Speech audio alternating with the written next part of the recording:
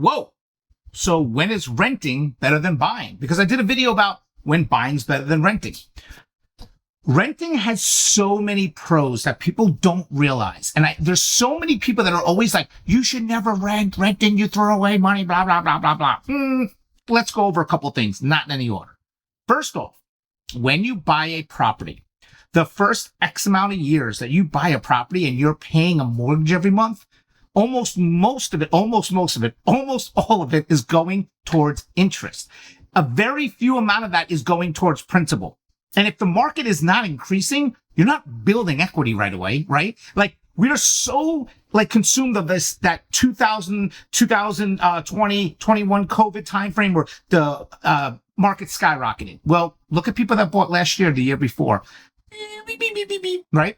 So you don't just buy a house and become rich. Oh, I bought a house and now let's put it like this. If you bought a house today for $100,000, you would have to sell it for $120,000 almost just to break even. If you had to have closing costs and potentially capital gains, or if you had to offer incentives. So it's not like you buy a house and you become rich. I'm sorry, it doesn't happen like that. Yes, real estate is a great way to build wealth or build money for yourself in future. Absolutely. I'm not going to say that that's not true, of course. But we're talking about renting versus buying and where and when renting's better.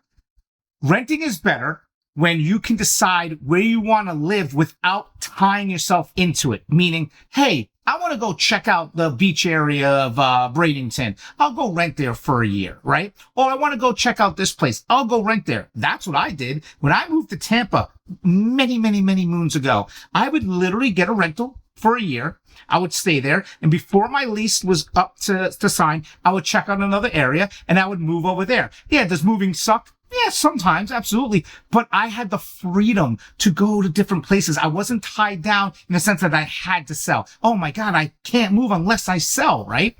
So I had the freedom to go. I didn't have to worry about the roof or the AC or anything. There was no triple net leases in residential. My landlord took care of it. So I had the freedom to live in a property, rent out pay the rent, which was perfectly fine with, the price point compared to buying. Again, that's for a later topic in this video. So my price to rent was cheaper than the mortgage would have been. So cool. I didn't have to worry about the lawn. I didn't have to worry about anything. And I got to pick and choose where I wanted to live. And it was nice. And I had the freedom to do that. That's what I liked about renting, right? Where I could save money in my rental. I could save money. I didn't have to worry about overhead of paying things and whatnot. The only thing I had to worry about is my rent, my electric, the water, whatever else, right? Easy breezer, internet. And then I got to move. I think before I bought my first property, I probably rented like 7 or 8 different places. And it was really awesome. I got to explore, right?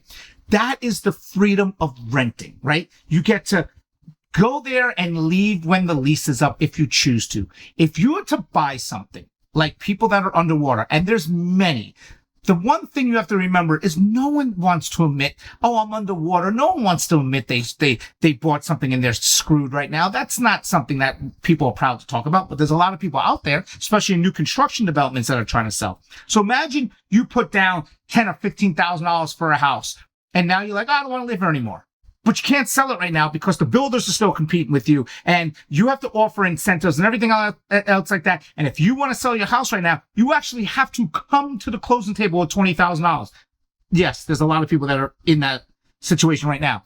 Okay, well now just to get out, you have to pay to get out, or you have to stay there and wait it out. You don't have to do that when you're renting, right? Now, before I move forward, yes, there's pros and cons to everything. And if you're in the comments like, oh, buying's better because I'm not going over everything. I'm just going over certain situations where renting can be better, right? So renting can be better where you're not stuck, where you're not captured to be potentially underwater, right? So like, what's the pros and cons? Oh yeah, I bought my house in 2019 and then I flipped it and I doubled my money in 2021 and I didn't rent 100%. You hit a home run. That's great when you were in that situation. What about the other person? I bought my house in 2024. Now I can't sell it and I'm underwater. That's the flip side where renting was right better. You didn't have to worry about that. Where's renting better? People that rented 2 years ago can buy the same house they wanted to in that community at a better deal. And remember, If you bought a house and you rented, you're pretty much paying the same thing to nothing. What I mean is, yes, you're paying a landlord money and you're not saving anything. The people that bought 2 years ago are paying in the mortgage to their mortgage payment escrow, and it's really barely anything going to principal. So you're pretty much in the same boat. The only difference is the people that bought 2 years ago, if the hot water heater goes, something electrical, they got to pay for that too, not the renter. So I've seen it where literally somebody bought a property for $499 and the other person decided to rent. And that $499 property, you can get it for like $450, $440 right now. And incentives. So they already got a $40,000 equity increase over that person. Remember, there's no perfect answer to everything. There's situations that make everything better. Like right now I'm sweating. And if my AC went, I got to fix that. Not my landlord, because I don't have a landlord here. Well, I guess I'm my own landlord.